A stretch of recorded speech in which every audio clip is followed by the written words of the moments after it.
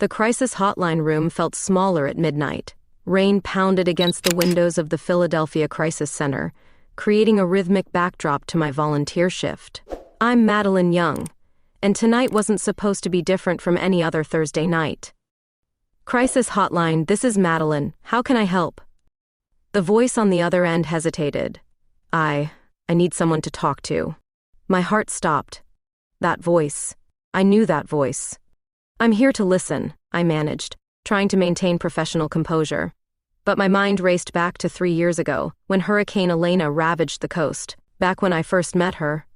The Hurricane Relief Center had been chaos incarnate. I'd taken a break from acting to volunteer, thinking it would be good publicity. Instead, I found myself knee-deep in real purpose, coordinating with a fierce brunette director who'd abandoned her film shoot to help. I don't know who else to call, the voice continued, pulling me back to present. Everything's falling apart. Sophia Torres. The woman who'd stood beside me in flood waters, passing out supplies. The same woman who'd made my heart race when our fingers brushed while handing out blankets. The director whose blue eyes had haunted my dreams for 3 years. Sometimes things fall apart so better things can fall together, I said, repeating the words she'd told me during those chaotic days. A sharp intake of breath. Madeline? The professional barrier crumbled. Sophia? Thunder crashed outside, matching the turbulence in my chest. We'd lost touch after the relief effort, both returning to our separate lives in the industry. But I'd followed her career, watched every independent film she'd directed, feeling the ghost of our almost something in every frame. I didn't know you volunteered here, she whispered. Every Thursday night. My fingers twisted the phone cord. Are you really in crisis? My new film. She paused. The studio wants to change everything. They're threatening to pull funding, but that's not why I called. I needed to hear a friendly voice. The rain intensified, and memories flooded back. Sophia directing volunteers with the same passion she brought to her films. Her laughter during our late-night supply counts. The way she'd look at me when she thought I wasn't watching. Remember that night in the relief center? I asked. When the generator failed? We told stories by flashlight, she finished. The volunteers needed hope. You gave them that. You gave me that. Lightning illuminated the crisis center, and for a moment, I was back there, standing in the rain, watching her organize rescue teams, feeling something profound shift in my universe. Madeline, her voice cracked. I've been thinking about you, about us, about what could have. Another crash of thunder swallowed her words, but my heart heard them anyway. 3 years of wondering, of what-ifs, crystallized into this moment. Where are you? I asked, breaking every crisis line protocol. My studio, downtown? Stay there, I said, already reaching for my coat. My shift ends in 10 minutes. Sometimes crisis calls change lives. Sometimes they bring you full circle, back to the moment everything should have begun. As I stepped into the Philadelphia rain, I knew this was both. The memories hit me as I drove through the rain-slicked streets of Philadelphia. 3 years ago, Hurricane Elena had changed everything. I remember stepping off the relief organization's bus, designer boots sinking into mud. My agent had called it career suicide, taking 2 months off at my peak to volunteer. The relief camp sprawled across what used to be a high school football field. Blue tarps flapped in the wind like desperate flags. That's where I first saw her, Sophia Torres, abandoning her latest indie film to coordinate rescue efforts. Her brunette hair was pulled back in a messy ponytail, determination etched across her face. We need more hands in Sector C, she'd called out, voice carrying over the wind. Our eyes met across the chaos, and something electric passed between us. I'd walked over, drawn by some invisible force. I'm Madeline. Where do you need me? Everywhere, she'd smiled, passing me a clipboard. But let's start with supply distribution. Those first few days blurred together. Sophia and I worked in sync, moving through the camp like we'd known each other for years. During supply runs, our hands would brush, sending shivers through my body that had nothing to do with the storm. One night, exhausted volunteers gathered in the main tent. The generator hummed, casting harsh fluorescent light over tired faces. Sophia sat beside me, our shoulders touching. Why did you really come here? She'd asked softly. Would you believe me if I said I needed something real? Her blue eyes studied me. More than the glamour of Hollywood? Much more. I'd watched her hands, strong and capable, sorting through supply lists. What about you? Leaving your film mid-production? Some things matter more than movies. She'd looked up then, catching me watching her. Some people matter more. The generator chose that moment to sputter and die. Darkness engulfed us, followed by nervous murmurs. Without thinking, I'd reached for her hand. Found it waiting. "Tell us a story," someone had called out. "We need something to hold on to." Sophia's fingers intertwined with mine in the dark.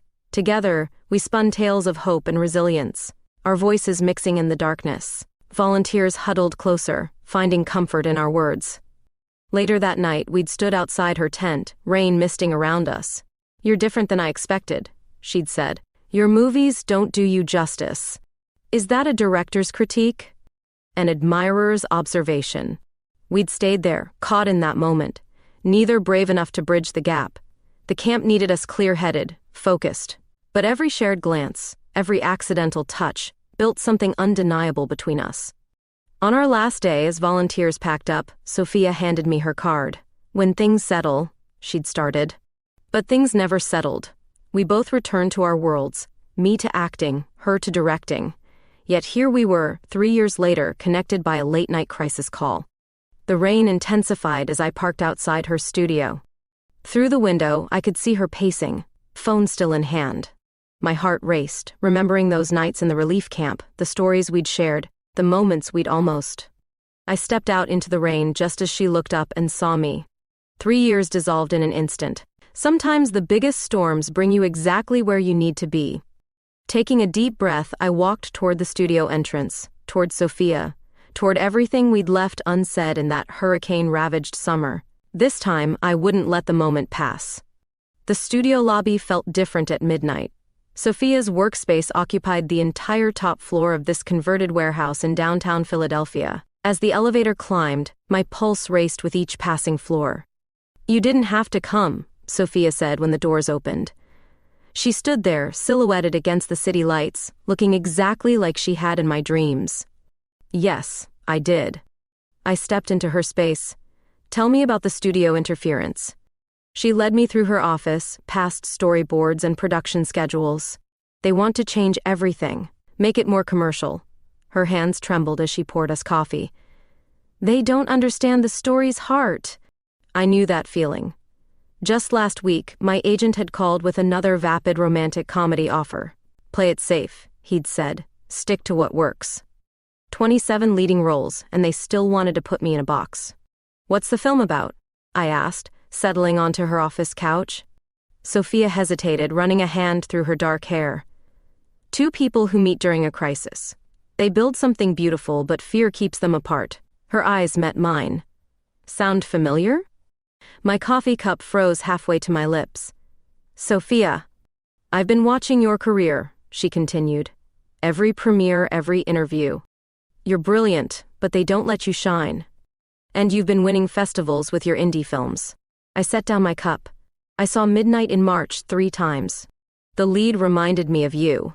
She smiled softly. "I almost called you for that role." "Why didn't you?" Thunder rumbled outside, echoing through the empty building. Sophia moved to the window, watching lightning split the sky. The same reason we didn't stay in touch after Elena, fear. I joined her at the window, our reflections ghostly in the glass. "The studio wants you to change your new film. What's their issue?" "They say the relationship between the main characters isn't marketable." Her voice caught. "They want me to rewrite it. Make it safer." "Like my romantic comedies?" I laughed bitterly. "Where everything fits into neat little boxes." "Exactly." She turned to face me. "But some stories deserve to be told honestly. Some feelings can't be rewritten." The Philadelphia Film Festival posters on her wall caught my eye. Her latest film was set to premiere there next month. "Let me read your script," I said suddenly. "Madeline. I mean it." I stepped closer. "I'm tired of playing it safe. Tired of pretending." Her breath hitched. "The lead role. It would be challenging, different from anything you've done." "Good." Our faces were inches apart now. "I've spent 3 years wondering what would have happened if I'd been braver that last night in the relief camp." "And what do you think would have happened?" Her voice was barely a whisper. Before I could answer, her phone rang, the studio's ringtone. Reality crashed back in. Sophia closed her eyes, shoulders tensing. "Don't answer it," I said softly. "They're threatening to pull funding." "Then let them." I touched her arm. "Some stories need to be told your way." She stared at me for a long moment, then let the phone ring out. "The festival's in 4 weeks. We'd have to move fast." "I'm ready." I smiled. "My agent's going to hate this." "The press will talk." "Let them." Outside, the storm began to ease, dawn breaking over Philadelphia. "I'm done playing safe roles." Sophia's hand found mine, just like that night in the relief camp. But this time, neither of us pulled away. Sometimes the bravest thing you can do is tell the truth, in life and in art. The phone started ringing again, but we let it go. Standing there, hands linked, watching the sunrise paint the city gold, we were finally ready to tell our story. The real one, the scary one. The one that had started in a hurricane and led us here. "So," Sophia squeezed my hand, "ready to make some art?" The answer had never been clearer. The coffee shop buzzed with morning energy, but I barely noticed anyone else. Sophia sat across from me, script pages spread between our coffee cups. 3 days had passed since that stormy night in her studio. "Your agent really threw a fit?" She smiled, stirring her latte. "Threatened to drop me." I shrugged, remembering his red-faced tirade. "Said I was committing career suicide." Again. "Like the hurricane relief work?" Or exactly like that. Our eyes met, sharing the irony. Both times it felt right. Philadelphia's autumn painted the windows with falling leaves. Inside, we'd claimed a corner table, spending hours dissecting her script. What had started as a professional meeting dissolved into something more intimate. "This scene here," I pointed to page 43. "It's us, isn't it? The supply tent during the blackout?" Sophia's cheeks flushed. "I write what I know." "What you feel," I corrected softly. Rain started falling outside, a gentle reminder of that night in her studio. We'd spent the past 3 days in constant contact, phone calls, texts, coffee meetings that stretched for hours. Each moment pulled us closer to something inevitable. "The studio called again," she said, tracing the rim of her cup. "They're willing to compromise. Keep the funding if we make some changes." "And?" I told them no. Her blue eyes met mine. Some stories deserve to be told truthfully. The coffee shop's ambient noise faded away. In that moment, I saw everything, her courage, her passion, her fear, the same emotions mirroring my own heart. "Walk with me?" I asked suddenly. Outside, the rain had turned to a fine mist. We strolled through Rittenhouse Square, shoulders brushing. Fall flowers bloomed despite the weather, defiant splashes of color. "Remember the night we distributed blankets?" Sophia asked. "During Elena? You kept counting wrong because you were distracted." "By you." She stopped walking. "You were soaking wet, exhausted, still somehow glowing." My heart raced. I wasn't glowing. I was terrified. "Of the hurricane?" "Of you." The truth slipped out easily. "Of how you made me feel." A couple passed us, hurrying through the rain. Sophia waited until they were gone before speaking. "And now?" Still terrified. I stepped closer. But ready. The rain intensified, but neither of us moved. Water dripped from her dark hair, and I reached up to brush it away. Her skin was warm despite the cold drops. "Madeline?" Her voice wavered. "The script ending," I said softly. "It's beautiful, but incomplete." "How would you end it?" Instead of answering, I leaned forward. Our first kiss tasted like rain and coffee and 3 years of waiting. Her hands found my waist, pulling me closer. The world narrowed to this moment, this connection, this truth. When we finally parted, breathless, Sophia pressed her forehead to mine. "That's a better ending." "No," I smiled. "That's a beginning." We walked back to her studio, hands linked, ignoring the curious glances. Inside, she pulled out a fresh script draft. "I've been rewriting the ending." "Show me." Hours passed as we worked, ordering takeout, sharing stories, stealing glances and touches. The script transformed under our hands, becoming something braver, truer. Night fell over Philadelphia. In Sophia's office, surrounded by storyboards and coffee cups, we created more than art. We created possibility. Stay, she whispered, as I gathered my things to leave. The word hung between us, heavy with meaning. 3 years ago, we'd let fear drive us apart. Now, standing in her studio with rain tapping against windows, I made a different choice. Yes. Sometimes the scariest scenes are the most important ones. Sometimes the best stories are the ones you live, not just the ones you tell. As Sophia pulled me close again, I knew we were finally ready to tell ours. The set hummed with nervous energy on our first day of filming. Sophia moved with practiced grace, directing crew members while I watched from my chair, script in hand. 2 weeks had passed since that rainy night in Rittenhouse Square. Ready for scene 12? Sophia approached, professional mask in place. But I caught the softness in her eyes, the slight tremor in her voice. We'd rehearsed this scene countless times in her studio, each run-through charged with unspoken tension. Born ready, I smiled, standing. Though your direction last night was inspiring. Her cheeks flushed at the memory of our private rehearsal. Focus, Miss Young. The scene took place in a makeshift disaster relief center, meticulously recreated on a Philadelphia soundstage. As I took my mark, memories of Hurricane Elena flooded back, the real relief center, the real moments that had brought us here. Action. The cameras rolled as I moved through the scene, delivering supplies to extras playing disaster victims. Sophia watched intently from behind the monitor, occasionally calling out adjustments. But something felt off. Cut. She walked onto the set. It needs more tension. The crew busied themselves with equipment adjustments, while Sophia pulled me aside. Her hand lingered on my arm longer than necessary. Remember how it felt, she whispered. The fear, the attraction, the impossible timing. Trust me, I breathed. I remember everything. The next take crackled with electricity. Every movement, every glance carried 3 years of history. When my character brushed past the other lead actress, the tension was palpable. Perfect, Sophia called. Now the sunset scene. The crew transformed the set while we broke for lunch. Sophia and I retreated to her production office, maintaining our professional distance until the door closed. You're incredible out there, she said, pulling me close. I have excellent motivation. I traced her jawline. And an inspiring director. The afternoon brought the scene we'd both been anticipating, the sunset rehearsal where our characters finally acknowledged their connection. The set glowed with artificial dusk, creating a dreamlike atmosphere. Remember, Sophia addressed the crew. This moment changes everything. Our eyes met across the set. She wasn't just talking about the scene. The first take went smoothly, but Sophia called for another, and another. Each time the tension built. By the 6th take, the air felt electric. Something's missing, Sophia mused, approaching me between takes. Let's try it again, but this time.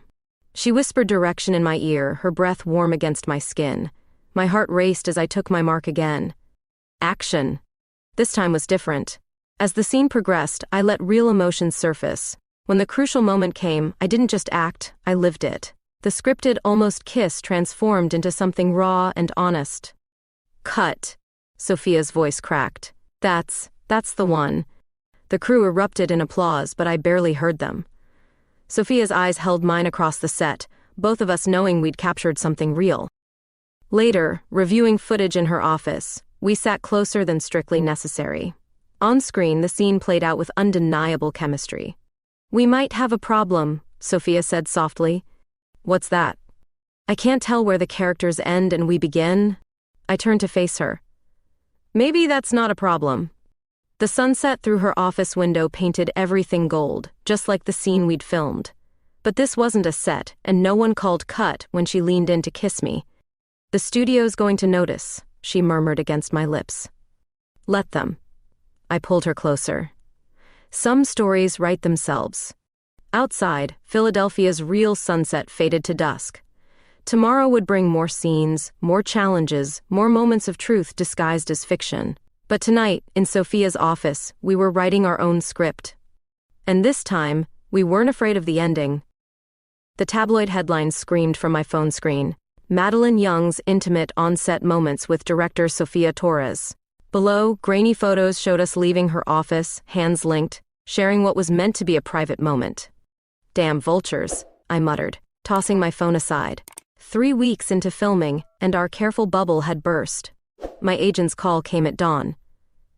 "Are you trying to destroy everything we've built?" His voice crackled with barely contained rage. "First you abandon your scheduled projects for this indie film, now this?" "The film is important," I said, watching Sophia sleep beside me. Morning light painted her skin gold. "Important? It's career suicide. The studios are nervous. They're talking about pulling your upcoming contracts." Sophia stirred, eyes opening to find me frowning. She reached for my hand, understanding without words. "Let them talk," I told my agent, squeezing her hand. "I'm not hiding anymore." The set felt different that day. Crew members whispered, stealing glances. Sophia maintained her professional demeanor, but I caught the tension in her shoulders. "The producers called," she told me between takes. "They're concerned about the film's marketability." "Because of us?" "Because of everything." She ran a hand through her hair. "They want to tone down certain scenes, make it more acceptable." The word hung bitter in the air. 3 years ago, we'd let fear keep us apart. Now it was trying to reshape our story. During lunch break, my phone buzzed with messages from industry friends, some supportive, others concerned. A text from my former co-star caught my eye. "Remember your image. Your audience isn't ready."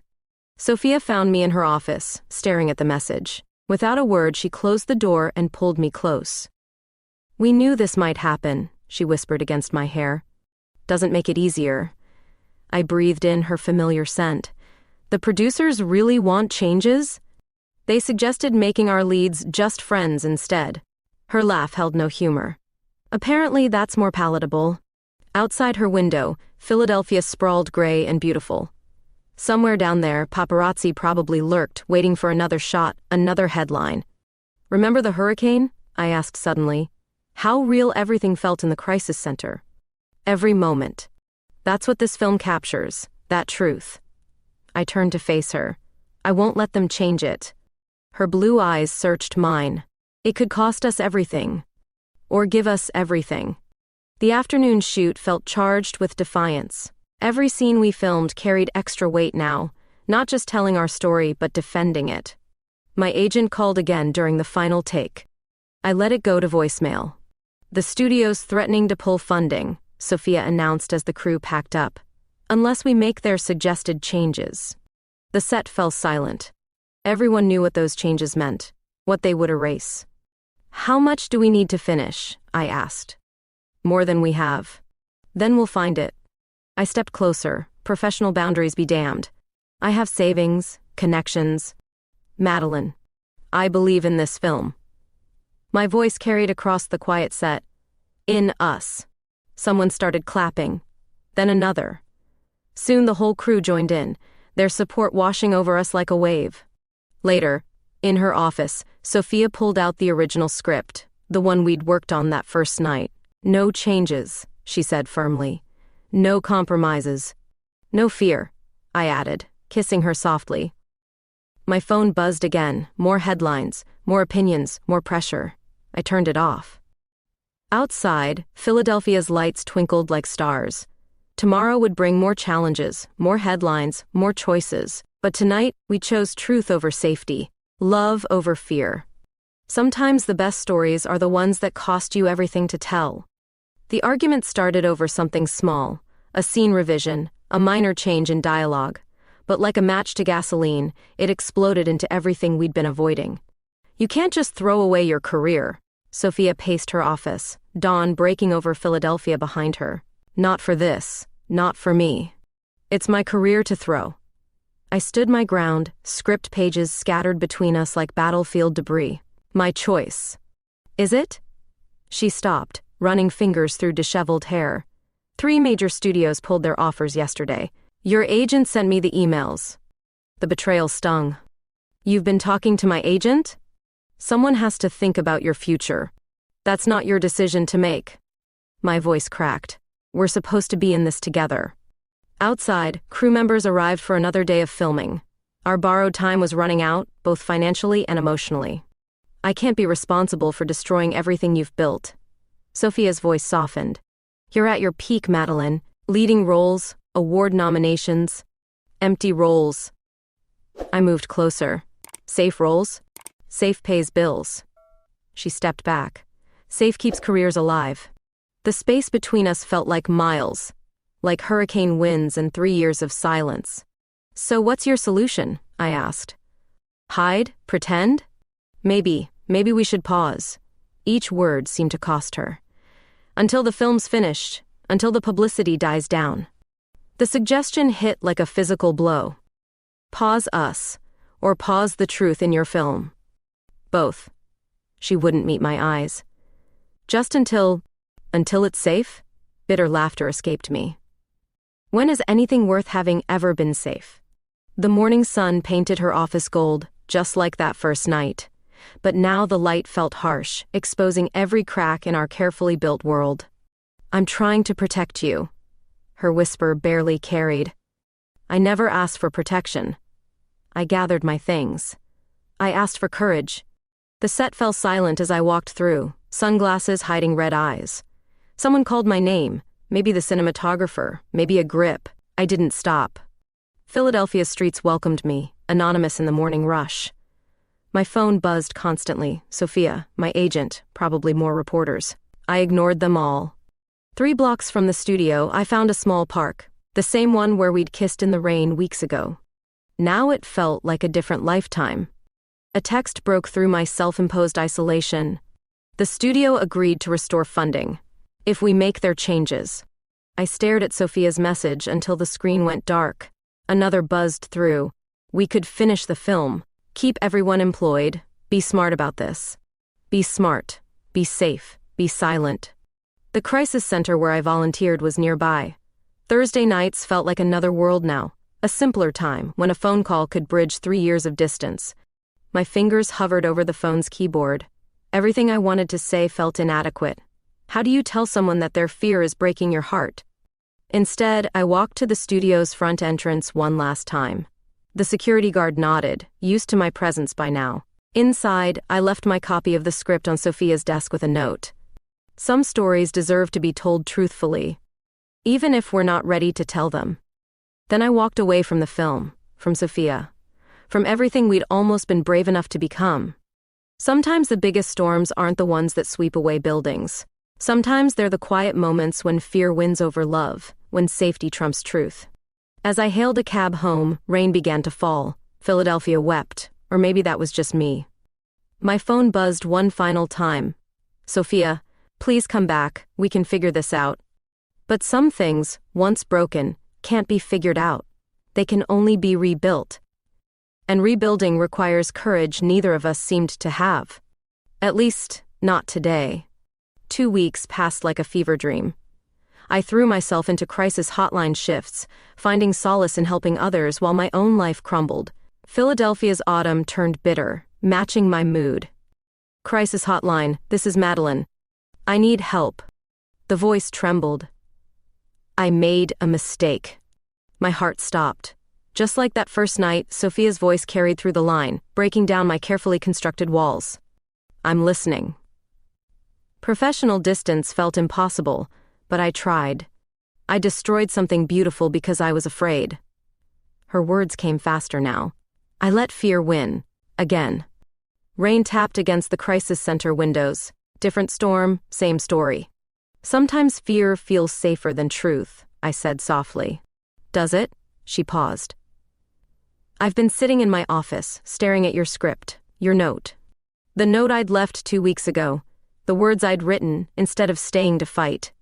The studio loved the changes, she continued. They're thrilled with the new direction. But every time I watch the dailies, all I see is what we lost. My throat tightened. Sophia. I keep thinking about Elena, about the generator failing in the relief camp. Her voice cracked. How we told stories in the dark because people needed hope. They still do. So do I. The admission hung between us. I need you, Madeline. I need your courage. Outside, the storm intensified. Like that night weeks ago when she first called. Like the hurricane that brought us together. Where are you? I asked, breaking protocol again. Outside. I turned to the crisis center window. There she stood in the rain, phone pressed to her ear, looking up at me. 3 stories separated us, but I could see her trembling. "Stay there," I whispered, already moving. The stairs felt endless. When I burst through the front door, the rain soaked me instantly. Sophia stood under a streetlight, her dark hair plastered to her face. "I've been coming here every night," she said as I approached. "Watching you through the window. Trying to find the courage to come inside." "Why tonight?" "Because I finally understood something." She stepped closer. "Safety isn't the absence of fear, it's finding someone worth being brave with." The rain fell harder, but neither of us moved. "The film?" I asked. "I told the studio no changes." A small smile played at her lips. "They pulled the funding." "Sophia." "But the crew stayed. They believe in the story, in us." She reached for my hand. "They're working for deferred payment, using their own equipment." Hope bloomed dangerous and beautiful in my chest. "Why?" "Because some stories need to be told truthfully." She quoted my note back to me. "Even when we're afraid to tell them." Lightning flashed, illuminating tears on her face. Or maybe just rain. "I'm tired of being afraid," she whispered. "Tired of letting fear write our story." I pulled her close, feeling her heartbeat race against mine. "Then let's write a different ending." "No," she smiled against my lips. "Let's write a different beginning." The kiss tasted like rain and courage and possibility, like truth finally breaking free.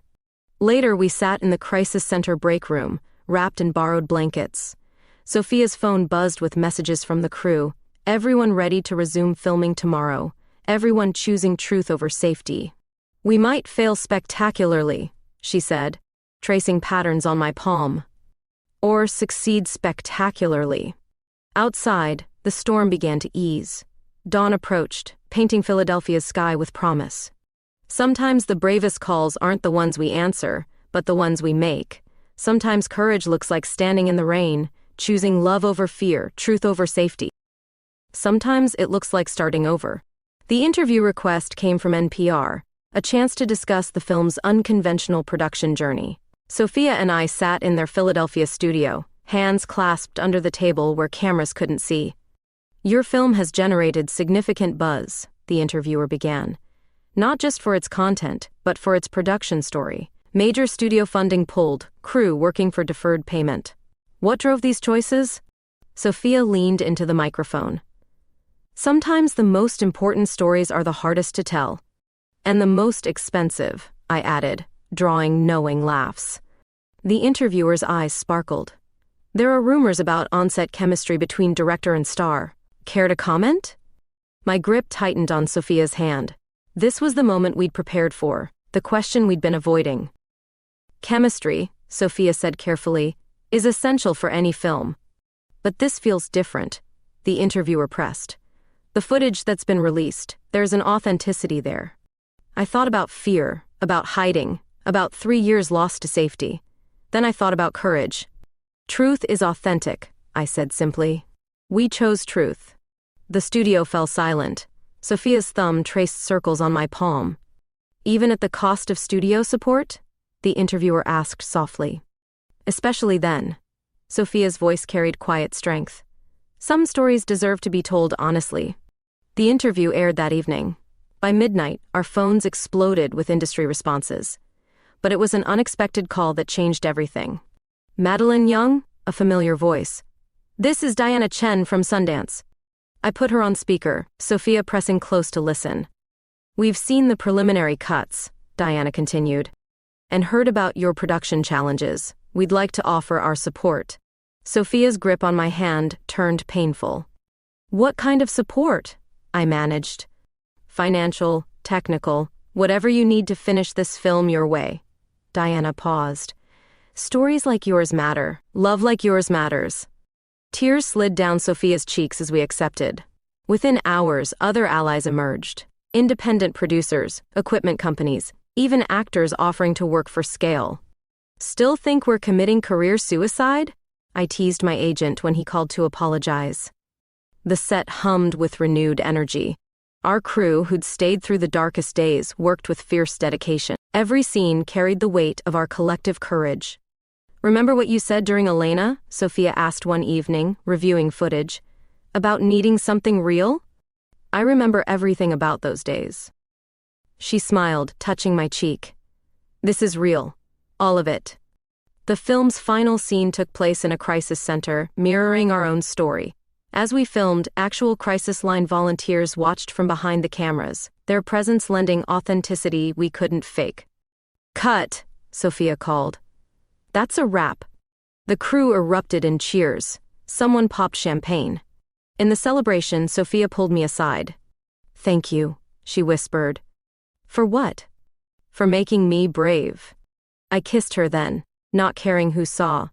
The time for hiding had passed. Later that night, we sat in her office, watching the sun set over Philadelphia. Industry news sites buzzed with stories about our film, our relationship, our defiance of convention. Think we changed anything? I asked. Sophia considered this. We changed ourselves. Maybe that's where change starts. My phone chimed with another interview request. This time from a major magazine wanting to do a cover story. Ready to tell our story again? I showed her the message. Our real story. She smiled. Always. Outside, Philadelphia glowed with possibility. Tomorrow would bring more questions, more challenges, more opportunities to choose truth over fear. But tonight, wrapped in Sophia's arms, watching darkness fall over the city that had witnessed our courage, I knew we'd already won the hardest battle.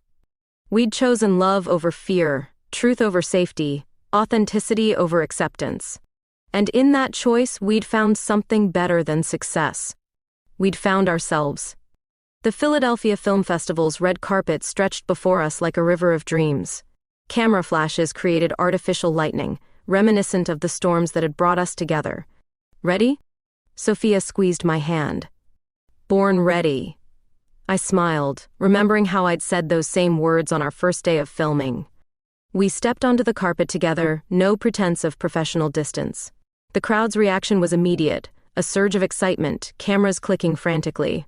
Madeleine, over here, reporters called. Sophia, this way. We posed together, her arm around my waist, mine across her shoulders. Natural, real. Is it true you gave up major studio contracts for this film? Someone shouted. I gained something better, I replied, looking at Sophia. Inside the theater, our crew waited, the faithful few who'd stayed when funding disappeared, who'd believed in truth over commerce. They stood as we entered, applauding. Save it for the film, Sophia called, but her voice cracked with emotion. The lights dimmed. Our story began to unfold on screen, not just the one we'd written, but the one we'd lived. Every scene carried echoes of real moments, real feelings, real courage. Halfway through, during a particularly powerful scene, Sophia's hand found mine in the dark. Just like that night in the hurricane relief camp, when the generator failed and we told stories by flashlight. The final credits rolled to thunderous applause. As the house lights rose, Sophia stood, pulling me with her to the stage. Thank you all for coming, she began, her voice steady despite her trembling hands. This film exists because of courage, the courage of our crew, our supporters, and... She turned to me, blue eyes bright with tears. And because of love. The microphone picked up my sharp intake of breath. 3 years ago, during Hurricane Elena, I met someone who taught me about courage, Sophia continued. Someone who showed me that real stories matter more than safe ones. The audience fell silent. I lost her once to fear, to playing it safe. Her voice carried clear and strong. I won't lose her again. My heart raced as she turned to face me fully. Madeleine Young, you make me brave, you make me real, you make me true. She took both my hands, and I love you. In front of everyone, no more hiding. The theater erupted. Through tears, I saw our crew on their feet, cheering, saw industry executives who doubted us nodding in approval, saw acceptance replacing judgment. I pulled Sophia close, kissing her there on stage. The applause grew deafening. Later, at the after-party, congratulations flowed like champagne. Studio heads who'd pulled funding now offered deals. Reporters who'd predicted disaster asked for exclusive interviews. Look who's here, Sophia nodded toward the entrance. My former co-star, the one who'd warned about audience readiness, approached with a smile. I was wrong, she said simply. You were ready. We all were. As midnight approached, Sophia and I slipped away to the theater's empty balcony. Philadelphia sparkled below, a city that had witnessed our journey from fear to courage. Was it worth it? I asked, thinking of lost contracts, industry warnings, weeks of uncertainty. Sophia pulled me close. Every moment. Even the scary ones? Especially those. She smiled. They led us here. My phone buzzed, more interview requests, more opportunities. But they could wait. Take me home, I whispered. Outside, photographers still lingered. This time, we didn't hide, didn't pretend, just walked hand in hand to our car, letting them capture our truth. Sometimes the bravest act isn't facing a storm or fighting a battle. Sometimes it's simply standing in your truth, holding the hand of the person you love, letting the world see who you really are. As we drove home through Philadelphia's glittering streets, I realized we'd done more than make a film. We'd written our own love story. And this was just the beginning. Spring painted Philadelphia in cherry blossoms as I carried boxes into our new brownstone. Sophia directed the movers with the same precision she brought to film sets, making me smile. The lighting equipment goes in the home studio, she called out. 3rd floor, east side. Still directing, I see, I teased, setting down my load. Always. She caught me around the waist. But you love it. 6 months had passed since the film festival. Our story had sparked something in the industry, a small revolution of truth-telling. 3 major studios now had independent divisions focusing on authentic narratives. Your next script? I nodded toward her laptop, open on a stack of boxes. Our next script, she corrected. If you're interested in collaborating again. The word carried weight beyond writing. We'd learned to collaborate in all things, sharing spaces, sharing stories, sharing truth. My phone buzzed with a reminder, crisis hotline shift tonight. You're still volunteering? The moving crews leader asked, overhearing. Every Thursday, Sophia answered for me. We both do. The crisis center had become our anchor, reminding us where our story began. Each shift we helped others find their courage, their voice, their truth. Speaking of collaboration, Sophia said once the movers left. The Film Academy called. I paused in unpacking kitchen boxes. And? They want us to develop a mentorship program.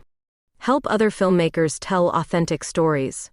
Sunlight streamed through our new windows, catching the subtle highlights in her dark hair.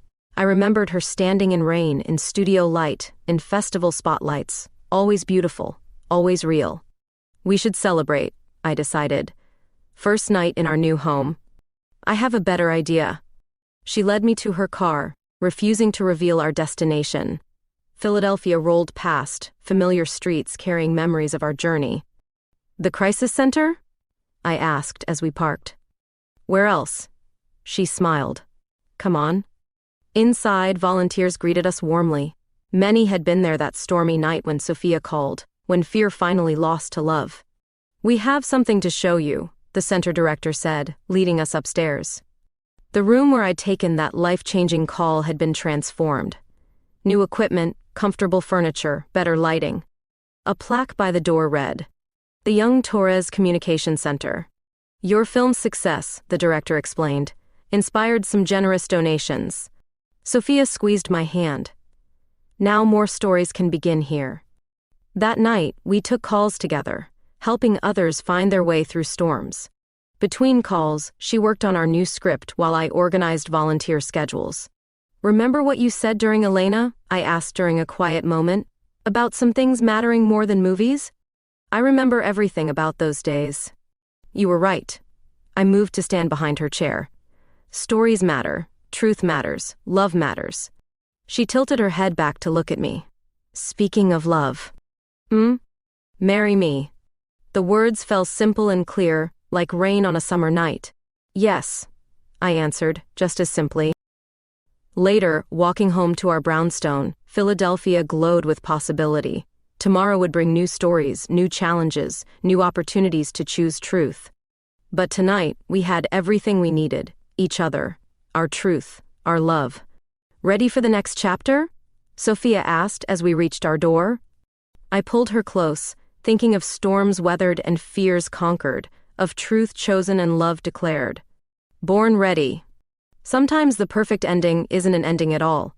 Sometimes it's a beginning of a new story, a new truth, a new way of being brave. And sometimes, if you're really lucky, you get to write that story with the person who makes you brave enough to tell it. That's not just a perfect ending. That's a perfect forever.